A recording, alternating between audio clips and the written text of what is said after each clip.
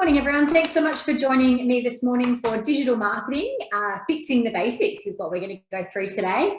My name's Kristy Bailey. I'm a presenter and advisor on behalf of ASBAS, presented by the Business Station, but also a director of my own marketing business. So a lot of what we go through today will be based on things that I sort of do on a daily basis, so very much real life experience. We are hoping for you guys to be as interactive as possible with the webinar today. So hop on, ask questions through the Q&A functionality at any time. I'll see that pop up and hopefully answer them as we go. But if not, we'll also have some time at the end of the session for you guys to ask questions as well.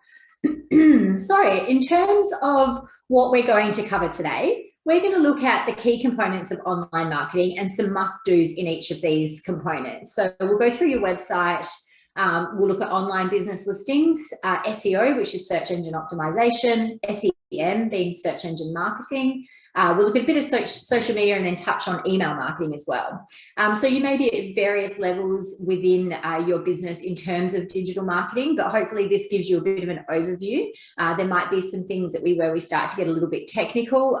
In that case, that's okay. You can always either stop and ask questions, otherwise just let me know, and you can always have one-on-one meetings with any of our digital advisors at a later date as well. So the main point of today is to give that overview, get you to really start thinking about digital marketing and each of these elements and where you're at with your own business.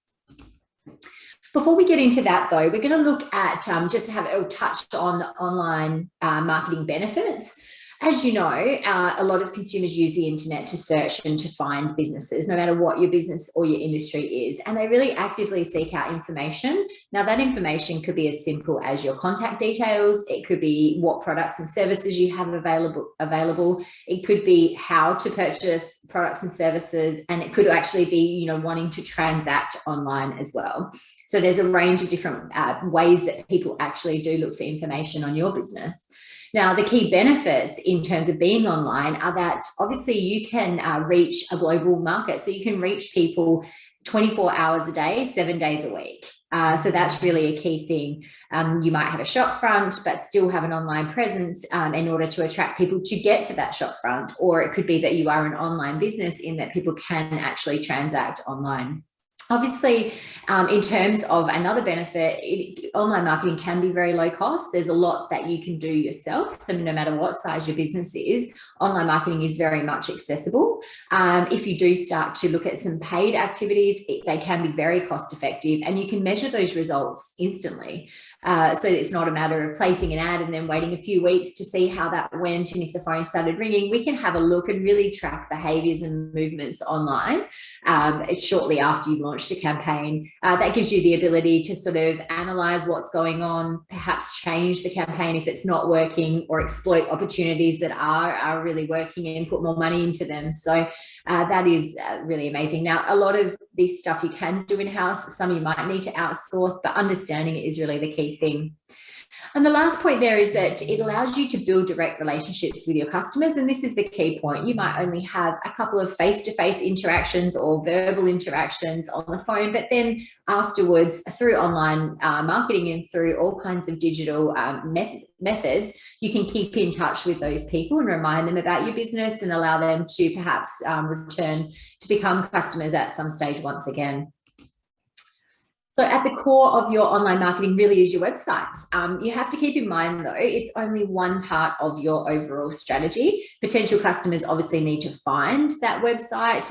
You'll have to actively engage with your current and your future customers online by way of social media and those kind of things.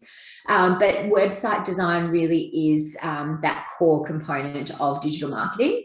Now, we'll talk more about being found shortly, but first of all, your website is a place where customers can find out about your products and services. As I mentioned before, they should be able to make purchases. And even if you are a physical, like a bricks and mortar sort of business, if you're closed, or perhaps you don't have a physical premises at all, they will be able to find that information about you and decide if they want to become a customer. So I like to think of a website as a 24-hour-a-day, 7-day-a-week salesperson. It's really your number one salesperson. So considering that, think about what your business is and thinking about your website. Is your website doing your business justice? Is it selling your product or your service as it should and at the right level, how you would want to be selling your product or service to people? So with that, there's some key design elements that you should really consider.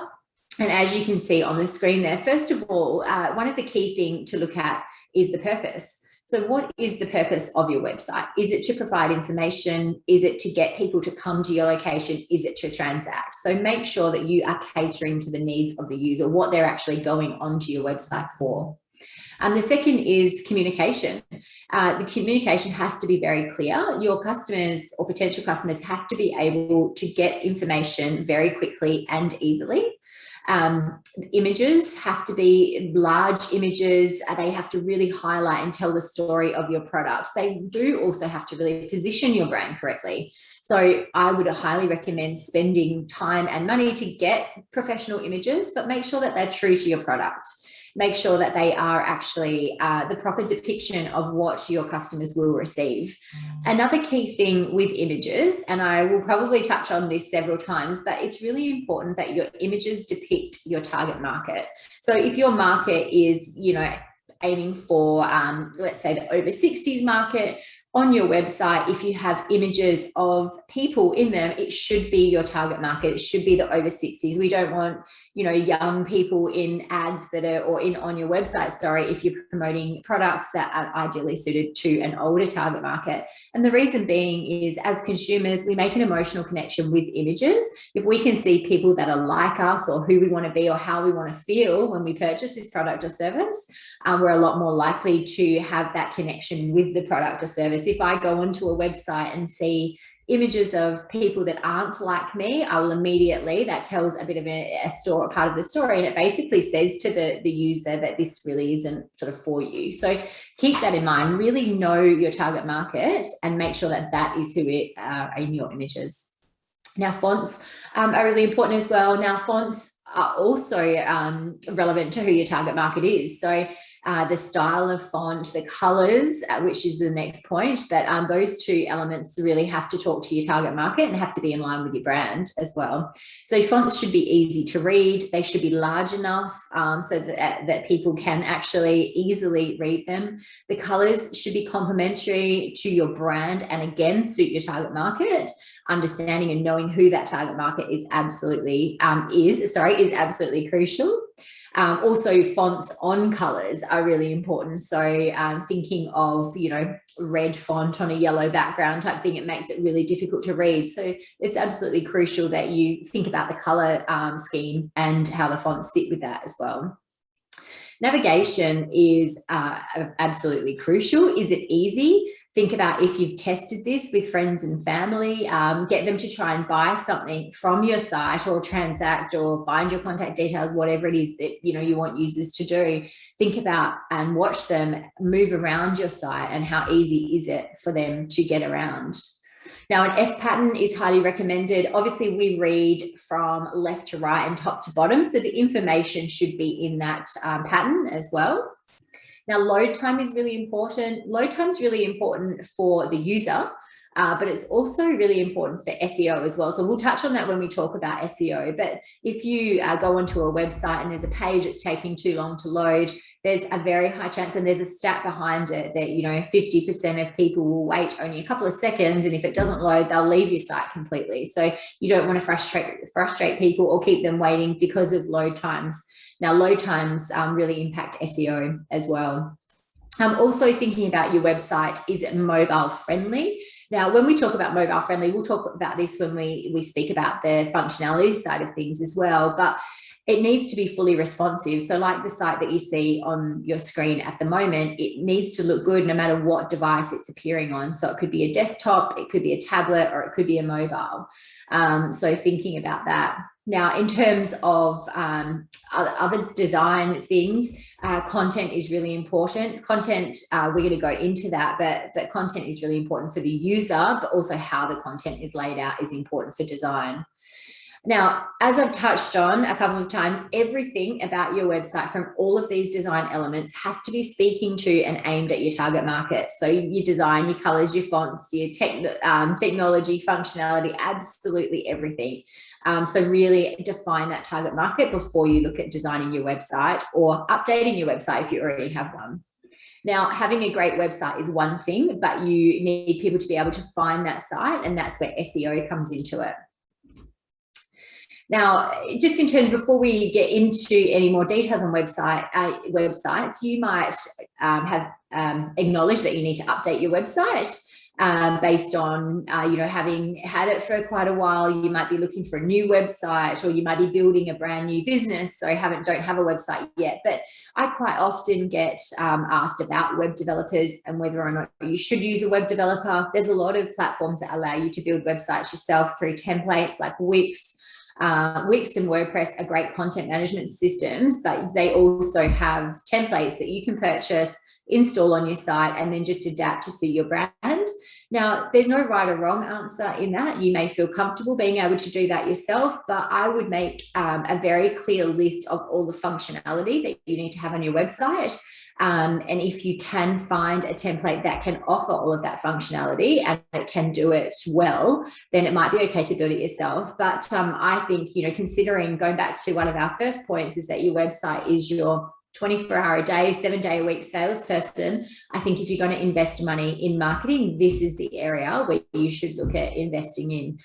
Now, if you do choose to engage a web developer, I would absolutely look at seeing their past projects. Understand what their level of expertise is, have a look at what past projects and what sort of expertise they've had in a similar industry to yours or a similar business to yours, by way of, the look and feel and functionality, and make sure that they can actually do what you're asking of them. I would also make sure that the process is very transparent. You need to know exactly what that process is going to be. You need to know what your key milestones are, what deadlines there will be. There'll be deadlines for you in terms of providing content and information to the designer, but there'll also be deadlines for them that they have to meet in terms of getting those design proofs and drafts through to you. If you can, I would recommend that you engage with them face to face. Now, this really helps for communication. Obviously, we're looking at each other now, so it doesn't have to be a physical meeting, but some kind of Zoom meeting, some kind of even conversation by phone. Just having that connection with them, so you can actually describe what it is that you're after. And just sort of really increase the communication. Otherwise, by email, if you're doing everything online, you can lose a little bit of that translation. So if you can, engage with them face to face. Now, you also need to understand what the price includes. So how many pages, how many revisions. So they might come up with a design and you're not quite happy with it. Is that the only thing they're going to do, or do they provide 3 or 4 revisions of a particular page until you're comfortable with exactly what you're seeing? So think about that. I would also make sure that they build your website in a content management system. So like I've said, WordPress, Wix, those kind of content management systems, great, easy to use, are regularly updated. So it just makes it a lot easier for you going forward. You then have access to that content management system, which means you have control over the content. Now, experts say that you should be able to update your website as quickly and easily as you can update your social media statuses. So considering that, a content management system is absolutely crucial. You need to be able to log in, make those changes, and they'll be done. So some tips there if you are engaging a developer. Now, in terms of the content on your website, I touched on that, saying it has to absolutely speak to your target audience in terms of the language used, the way things are written, the tone, and also the look of it. Your content should be original. Now, it should be obviously your content in terms of being original, but each page should be original as well. So keep that in mind. Your content should absolutely be succinct and to the point, so that users are able to find the information that they need without having to read pages and pages and pages of content. So as you know, and I'm sure you guys come across this in your day-to-day lives, but we don't want to have to work too hard for information. So having big headlines is really important. That's also important for SEO, which I'll get into. when we get to the SEO side of things. But headlines, for that visual look, for people, their eyes can be immediately drawn to various areas on a particular page. Bullet points also really help with that, just in terms of simplifying the process and simplifying the user experience, I should say. Now, proofread is my last point there, so make sure that you absolutely proofread. Proofreading is crucial. Obviously, for professionalism, it's really important that you get that right. But the other side of that is your SEO. So Google will crawl your website looking for keywords, and if you spelt them wrong, then obviously, you know, they're not going to pick up the right terms for you to rank well for. So that's really important as well. Now, in terms of functionality and accessibility, having consistency with your headings is really important.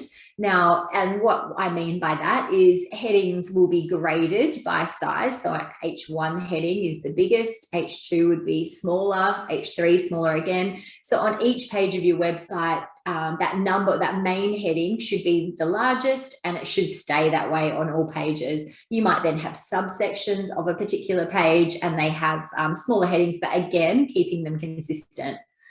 And this is really for the user experience, but also for SEO. So the other thing is that all internal pages of your site should be accessible in 3 clicks or less. So don't have really deeply hidden pages where users have to go, you know, let's say to the home or to the main menu and then click down another level, then another level, then another level. You don't want to get people into that rabbit warren. You want to make it as simple as possible so that if people are going around your site looking at different pages, they can easily get back to where they were. And can do so without too much effort. We just want to make it easy. Traditional navigation is recommended. Now, there's a lot of different styles of navigation, and you can get quite tricky with it. Depending on your industry and your business, it may be more suitable for you to have a less traditional navigation. But realistically, traditional navigation is great. It's simple. People understand it. It's like that, you know, unwritten sort of language. Your call to actions have to be really obvious. So you book now, you buy now, you contact us. What do you want people to do on your site? And have that visible, and have that button or that call to action button clearly available at every touch point. So let's say I'm going onto your site. I've decided I now want to take the next step and I want to either contact you or buy something, but I can't find where to do it and I have to click back to different pages. It just makes it harder for the user. So make sure those call to actions are obvious. Now, your navigation should also be consistent on all pages. So think about that heading that sits across, or their main navigation in terms of your menu, that sits across the top. Whatever is on your homepage, you want that exact same navigation to appear on all pages. You don't want to start presenting people with different navigation, different menus on different pages. I actually do see that quite a bit, and I've seen it several times. Sometimes by accident, where a business has updated something but not updated it correctly, or sometimes it is deliberate, but that consistent navigation is absolutely crucial. Now, in terms of technology, we touched on being fully responsive, and that's like what you see on the screen, where the size and shape adapts depending on the type of device that the website's being viewed on. It should be built with a content management system from a technology perspective. When I talk about that from a technology perspective, that is because a content management system will continually update and have various updates, and that could assist with different browsers, different devices that are coming out, so that your website stays up to date. If you don't build on a content management system, then you run the risk of your developer, whoever is developing or whoever has done the development of your website, you run the risk of that not staying up to date. So also important from your content perspective, like I said, so you can continually update that content yourself. That online bookability or purchase ability is absolutely crucial. Reliable hosting is also really important. Now, you can get reliable Australian hosting for a very, very reasonable price. You shouldn't pay more than a few $100s a year for your hosting. So have a look at what your hosting is costing at the moment, who's hosting it. Now, I made this mistake probably about 15 years ago when I launched my first website, and I got this very cheap hosting, and it was overseas, and unfortunately my website was down more than it was up. So that's the risk that you run with unreliable hosting. So don't go for that dirt cheap option it then not being reliable. I prefer to use hosting within Australia, because then if there is an outage, generally you've got a support contact number, you can give them a call, you're not running the risk of being in different time zones or anything like that, and you can try and address what's going on very quickly. So reliable hosting is absolutely crucial for technology. Now, sorry, just going back a step, one thing I forgot to mention from a technology perspective is that experts do say now that you should consider building your website for mobile first and then worrying what it looks like on other platforms later. Now, that's a really interesting thing, but the statistics are that the majority of people actually do look at websites on mobile in the first instance. So it's a strange one, because as you can see on that image there, if you look at the mobile, the image there is very much a portrait image, whereas you get to desktop and it's very much a landscape image. So really go and have a look at your website if you've got one already, and have a look at what it looks like on mobile. Is it selling your business as well as it should on mobile as well as desktop? So don't make the mistake of only looking at it on desktop. All right, so now we're going to go into SEO. We have used the term a bit already.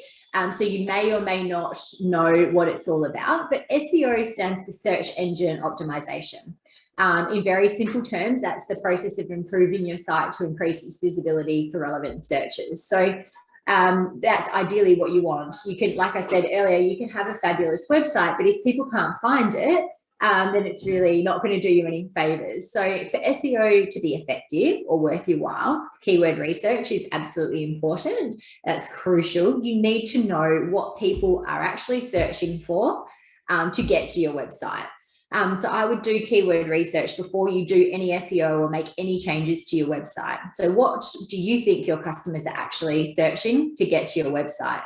Now, there's a couple of tools that you can use in terms of knowing the volumes of searches. There's Ubersuggest is one of them, or the Google Keyword Planner tool. Now, in each of those tools, you enter the search term and they will spit out a result that will tell you how many average monthly searches there are on that term. So depending on what you think people might be searching to get to your website, I would do a brainstorm of all of those words that you think people might be searching to get to you. And keeping in mind, branded search, so that's your business name, is not what we're looking for here. This is generic terms. So let's say you have a coffee shop in Fremantle. Are people searching Fremantle coffee shop, or are they searching Fremantle cafe, for example? So having a look at those kind of terms, and that's getting new business. People that don't already know about your business, they're searching for your type of product or service, and then you want to come up well. So do your research there. That keyword research just proves what the search volumes are for specific terms. Then the next step is for your website to improve your website's rankings for those search terms where there are volume.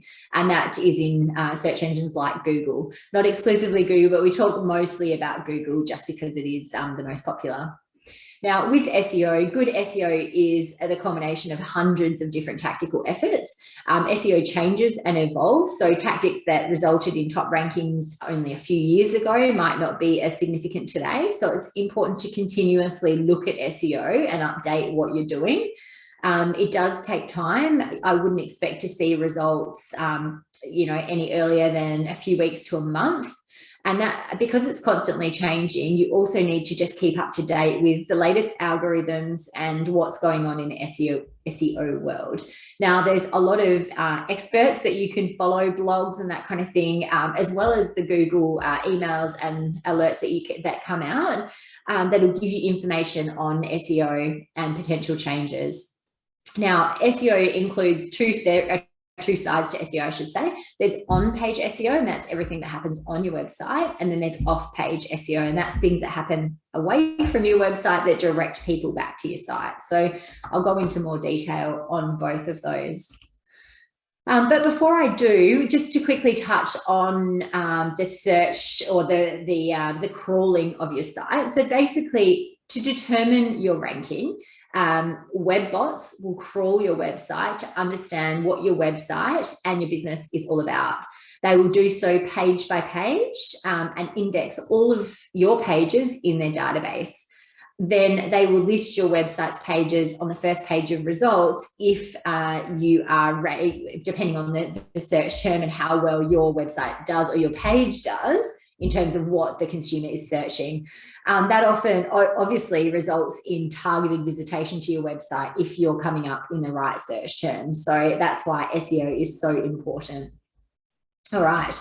Now, looking at, first of all, on-page SEO. So on-page SEO, as I touched on, is everything that happens on your website that affects the ranking. Now, we're going to go through most of these things in detail, but just to kind of touch on what some of the aspects of on-page SEO is like. First of all, readable URLs, and I'll show you an example of that. Having internal links, so page-to-page linking relevant content. So on your homepage, you might talk about your product range. We've got product X, Y, and Z. The ability for people to click on product X and it takes them to that page is really important from an SEO perspective, but it's also great for the user. So keep that in mind. So any internal linking that you can do is really good for SEO.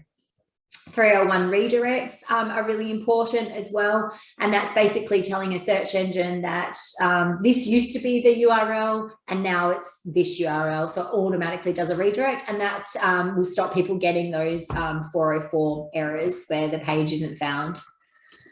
Page load times are really important. We've spoken about that from a usability perspective, but also really important from an SEO perspective. Keep an eye on the speed. Image sizes can impact that, so make sure that you're testing that regularly.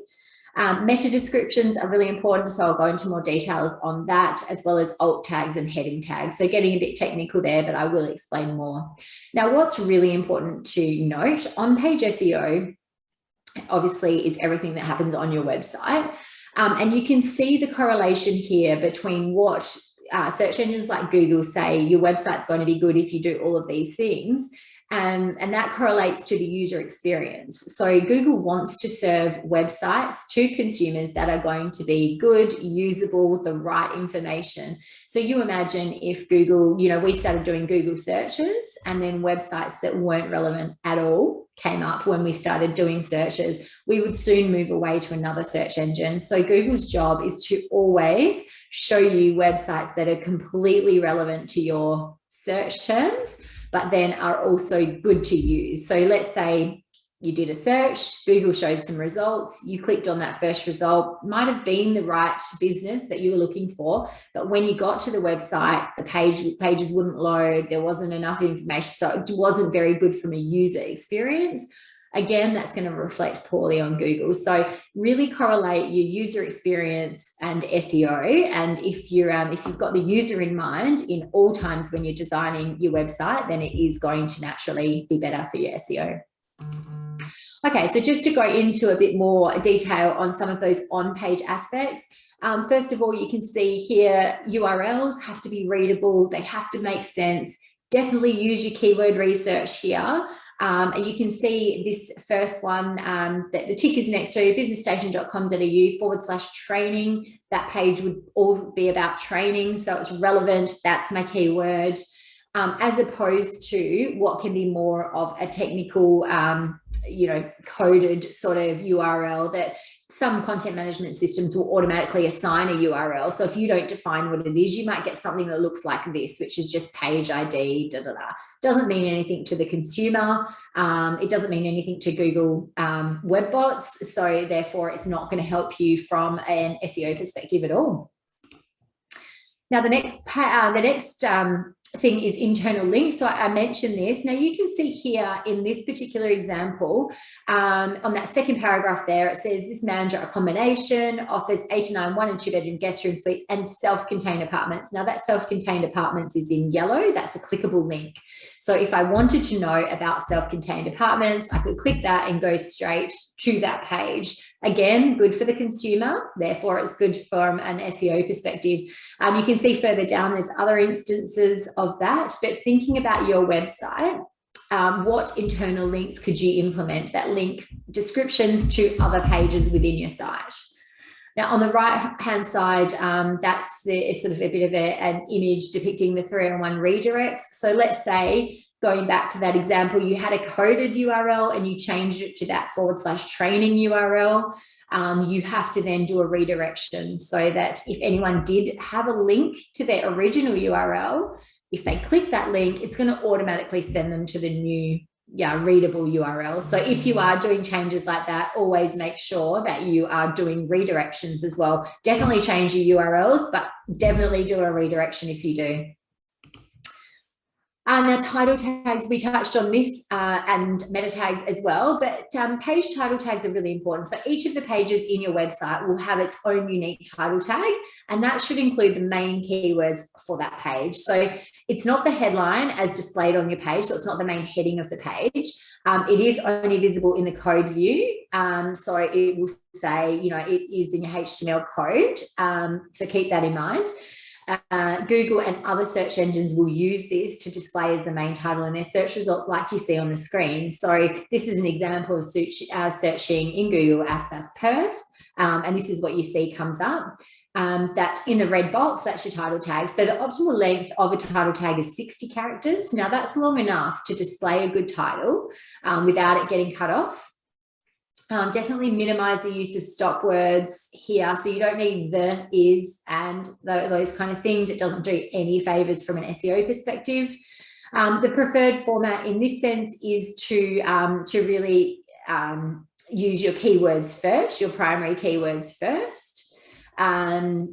Also, just keep in mind that it is a critical factor for Google web bots, but good page title tags will really heavily influence users. So the more appealing this page title is, the more likely users are to actually click it and therefore go through to your website. So make sure it makes sense, because that is your ultimate goal. Get people to click through to your website. That's increasing traffic and potentially, obviously, getting sales for you. Now, the second part of this is your meta description. So your meta description isn't visible on any part of your site except in the HTML code again. Now, this is the little description that's found under your title in search results, as you can see in that red box. Now, the meta description doesn't affect your ranking in search engines. So it's not really an SEO factor, but if it's well written, it'll encourage people to click through to your site, and that then boosts your traffic, obviously, which is good. It is like a mini ad for your web page or each individual page, and it's free, of course. If you don't enter a meta description for each of your pages, so this isn't for your just one, it should be unique for every single page, because every page of your website will be about something slightly different. So if you don't enter it, Google will do it for you, and they'll take a small sample of the text on a particular page. Sometimes that can be cut off. Sometimes it's not relevant to your keywords. So make sure you only use this. You get 160 characters. Make sure you only use them so it doesn't get cut off. Don't use the same meta description for every page. Like I said, Google doesn't like that. We don't like that. Make the description unique for every single page. So that's really important as well. Now, alt tags and heading tags. Alt tags that you see on the left, they're used for images. So they are HTML tags that you can use to describe what the image is about. Search engines can't see an image. So when they crawl your site, if your image doesn't have a description, they have no idea what it is or if it's even relevant. So it really does help the ranking of each of your pages. Now, if Google web bots can find your image because it's correctly labeled, you could appear in a Google Images search. So keep that in mind as well. But it's a really good idea to include local keywords or the title of the page with the keywords that you're trying to rank for. So keep that in mind. Your image, your file name, and the description has to be updated. Now, your heading tags that you see on the right-hand side, We touched on headings before, but they are really important for SEO. So not only do they help the reader of your content, they help Google web bots to determine what content is on your page and how important it is. So as a user of a website, we'll glance over a page, and those headings are important because our eyes will automatically be drawn to specific sections where there are headings. Search engines use heading tags as indicators of context as well. So it will basically tell them what's on the page, how does it relate to what the user is searching for. Now, heading tags carry different sort of weightings as well. So H1, as you can see at the top there, that will be the largest, and therefore that is an indicator that that's the most important content on that page. So generally an H1 will be the main page heading. And then they would go down from there. So I would think of it as H1 being what the entire page is about. H2, H3, H4 would be what those particular sections or even paragraphs are about. Now, you determine these heading tags in your HTML code.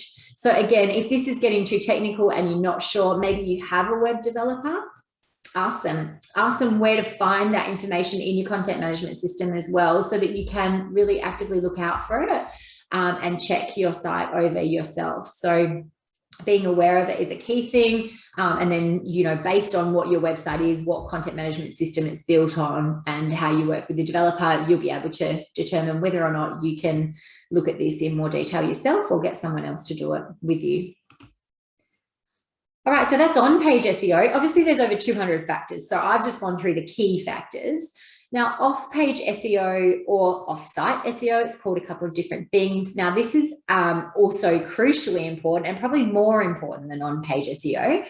Now, this refers to any actions that are taken outside of your website to impact your rankings within search engine result pages. So off-page optimization really helps build the credibility of your website. So you want your website to rank above others that have a similar message, or your competitors essentially. So to achieve that, you have to build your website's authority. Now, link building is a great way to do that. Now, that's the process of getting external pages to link to specific pages on your website. Now, building links can generally be pretty complicated.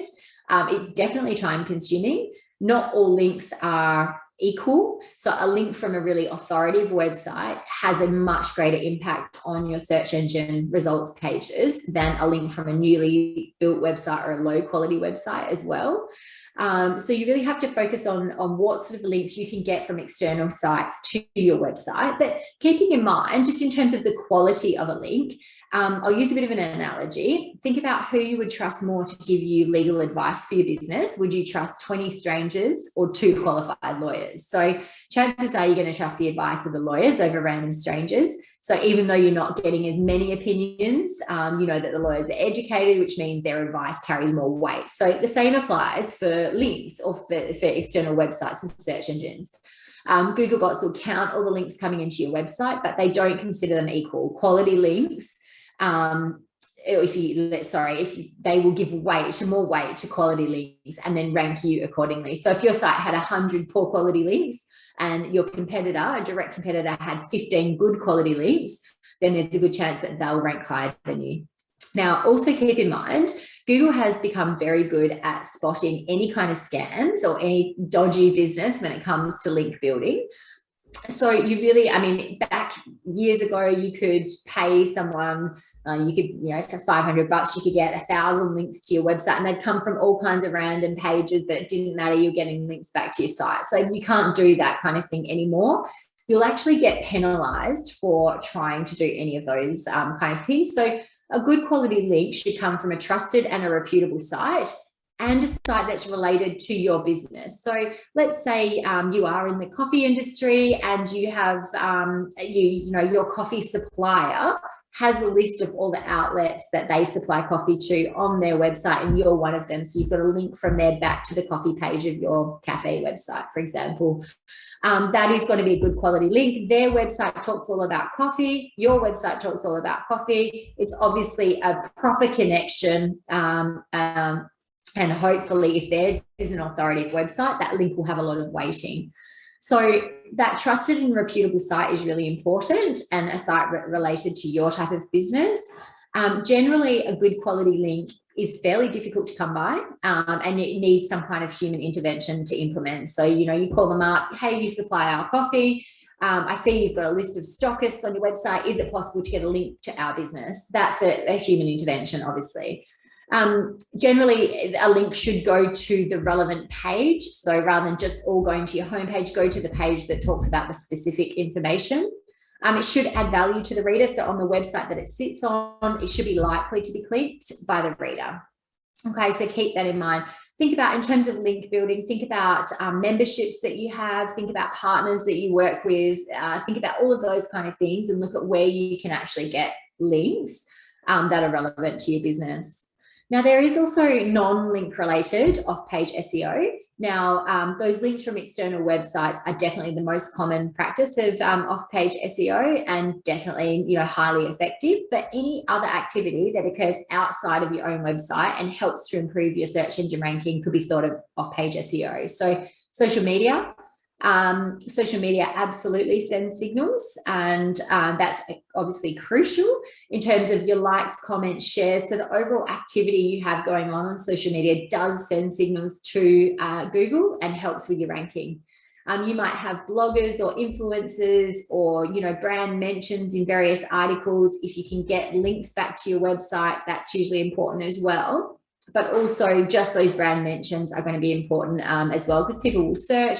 Bloggers' articles might come up as well, which might result in people finding your business. So think about what you can do from an off-page SEO perspective. Now, in terms of some essential online business listings, now all business listings will have links to your website, they'll have your contact details and a range of other information. So they are really important. They're important from people finding you, because sometimes people will search, for example, yellow pages, and your contact details will come up, but they are also crucial for SEO. Now, I would absolutely look, in terms of business listings, I would look at Google My Business. You have to have a Google My Business account. This will give you a Google Places or a map listing, Google Plus, and Google Search. So all of it sits in the one hub. Make sure that you are reading reviews and answering reviews here as well. But any other review sites that are relevant to your business. So it could be Yelp, it could be TripAdvisor, it could be, you know, absolutely anything and everything. Make sure you've got a listing there where people will review. Now, obviously, it will be relevant to your industry. So TripAdvisor might not be relevant to your industry. Just make sure that you know those review sites that are relevant to what you do. Business directories are really important. Now, there's hundreds of different business directories. There's two sides to business directories. One side is that people might actually use those directories to find a local business. The other side is that it's really good for SEO. Now, the top three, I would say, are Yellow Pages, True Local, and Yelp. I would absolutely make sure that you have consistent details on all of those, because that is really important for your search, your ranking factor for local ranking. So think of the acronym NAP. So name, address, and phone are the three things that have to be consistent on all directories. And social media is obviously absolutely crucial as well.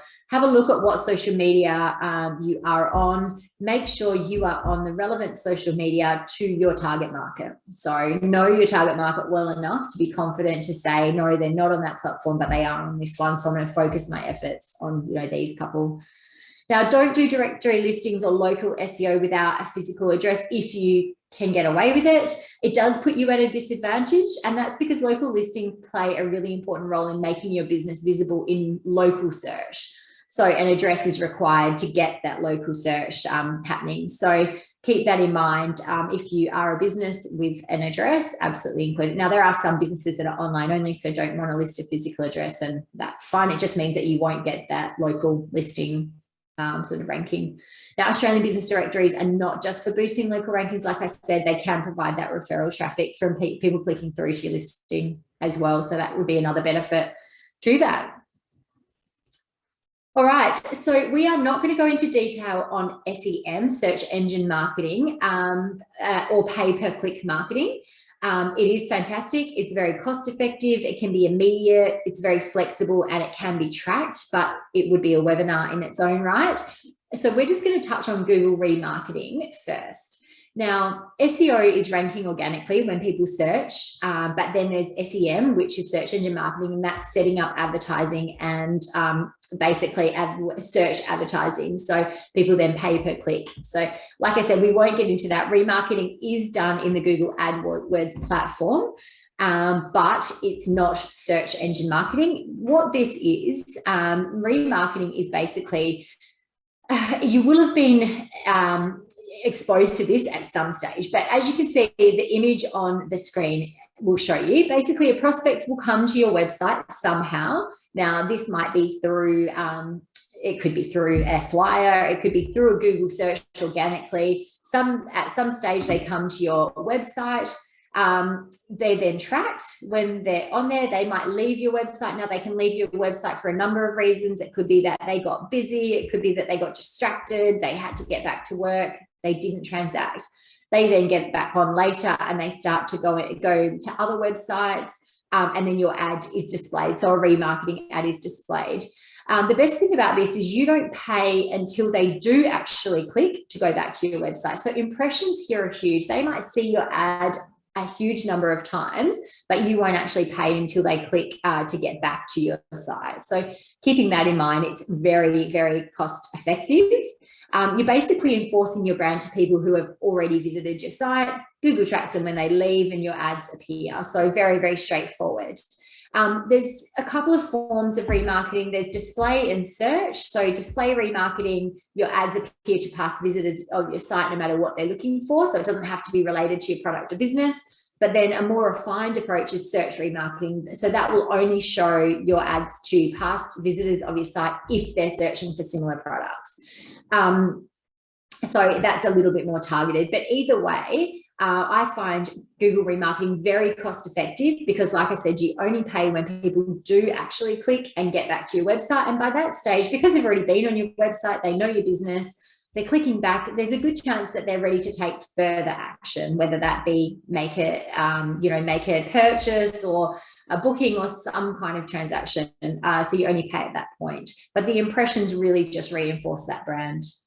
So definitely look at that if nothing else. You do need to put a bit of code on your website. So if you are comfortable to do that, you get that in the AdWords, in your AdWords login. You have to set up an audience in there. There's lots of help available online to be able to do that as well. But then you get a bit of code and you have to paste that on your website. So yeah, there's a couple of sides to that, a couple of steps in that process, but definitely very much worthwhile looking at. Now, social media, we're going to touch on. Social media has made a huge impact on a range of different industries, but business in general, particularly small business.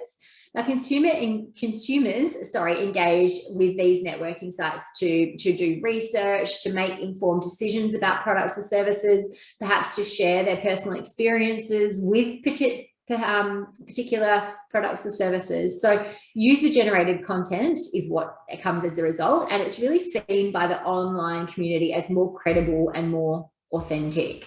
So think about the channels that are accessed by your target markets. Who are they? Who are your target market, first of all, and what channels are they on? So you can't be on all social media, and it's not, particularly for a small business, it's not viable to be on all social media, but you need to know where your customers are. So look at those channels and focus your efforts there. Consider it as snackable content. So little bits of interesting information. Think about how you can add value to your customers, how you can enhance their day, provide them information, tips, news, that interesting snackable content. So it can't always be about you. Engagement is really key. And the more that you're giving back to customers, the higher your engagement is going to be. They will then be inclined to get on, possibly share experience, possibly ask questions, but that back and forth is absolutely crucial. It can't always be broadcasting and you talking about yourself. Social signals are really important. So I did touch on that, but social signals are absolutely crucial. Now, as I mentioned, in terms of likes, comments, shares, that kind of social media engagement really does send signals to Google, which improves your SEO. Make sure that you engage with membership organizations that you're a part of, depending on your industry and your business, but they may have their own social media following. So engage with them so that you can share stories with them. They can share your stories with their audience as well, which would likely be a similar audience, if not a business audience. So you're building credibility for your business anyway. Keep in mind, it's very much a visual language. So we want to see images. People don't want to read words. It makes it too hard. And when we talk about snackable content, little bit of words, a few words plus images work really well. Make it nice and easy. Now, there is also a recommendation similar to websites, but with social media, to create mobile content first. And then worry about what it might look like on desktop. So the majority of people, particularly on social, are doing so on a mobile device. Now, think about your images here. Portrait works better because it suits all platforms and that kind of thing. So really make sure that you are creating that mobile content in the first instance. Very brief touch on social media there. But finally, we are going to talk about email marketing. So with email marketing, there's a range of software that you can access. Email marketing is very cost effective, and most of the software costs very little. Some of it's free up to a certain number of subscribers and that kind of thing. Now, look at ways within your business that you can get email addresses, but obviously do so ethically. We want to make sure that these people that we're creating a database or that we're adding into our database actually want to hear from us. There's no point having a database of 10,000 people if you've got them and they're not engaged and they're not reading your emails. So quality, not quantity, is the key here.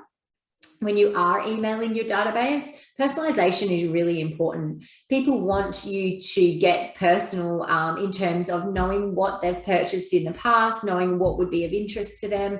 Let's say you've got a range of different products and or services, and they differ greatly. You don't want to be sending information to one segment of your database who isn't likely to purchase or be interested in that particular product. So really segment your database. And that's another point that I've got on there. Segmentation is great, and that will give you the best results. You have to know your audience and then only send them information that appeals to them. Now, that could be based on demographics, past purchases, their geographic location, if you've got an event coming up or something like that.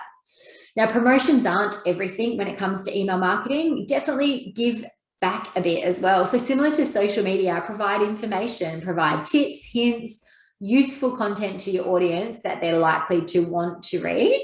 Some emails, and I don't know about you guys, but I generally go through my inbox every morning, sometimes before I even get out of bed, and start deleting things. It's my ultimate goal to clear my inbox. So if something doesn't grab you straight away, and again, that from name is really important. So who the emails come from and the subject line are really key in whether or not your particular email is going to be deleted or people are going to open it. So you don't want people to not recognize the name that it's coming from. Like, let's say it came from Kristy Bailey rather than Business Station or ASBAS. So you don't want people to think, I don't know that person, so I'm deleting it. So that from name is really important. Now, the point above that is that unsubscribes can be a good thing. So you don't want people on your database that aren't engaged with your brand. So if you, let's say you've obtained a database of people that have purchased from you, you send out your first email and you get a heap of people unsubscribed, don't worry, they don't want to hear from you anyway. So they're not likely to purchase in the future. So just keep an eye on that, but also absolutely keep an eye on a large volume of unsubscribes. So if you send out a particular piece of content and you don't normally get, it's the same database you always send to, you don't normally get a large volume of unsubscribes, and all of a sudden you do, have a look at that email and think, what here was it that made people not want to hear from me anymore? Perhaps you were getting too salesy, or perhaps the from name change or the subject line didn't really do yourself justice. So there's a fine line here, and you wouldn't see. I guess the average open rates for email marketing is around, depends on your industry, but normally around 20%. Sometimes even lower. So don't be disheartened with that. Some people and small businesses in particular will sit there and spend such a long time drafting and creating this amazing email and send it out, and very few people open it. That's the nature of email marketing, unfortunately. But keep testing content and subject lines until you find what really does work for your audience. All right, so that's it from me. My final thought is just that keep in mind that everything that happens in a digital sense can be measured. So make sure that you're tracking absolutely all results. Do that in your own monthly reporting, set up so that you can really track stats. But if you're launching a campaign, track it before, end of month, track it as you're going, and then adapt as and when you need to.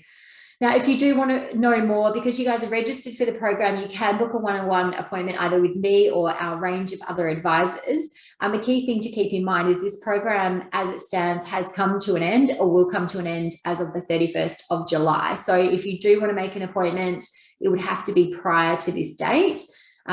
Post 31 July, you will still have access to webinars and workshops, but the one-on-ones are what is kind of the urgent thing that you'll need to get in and book if you're interested in doing that.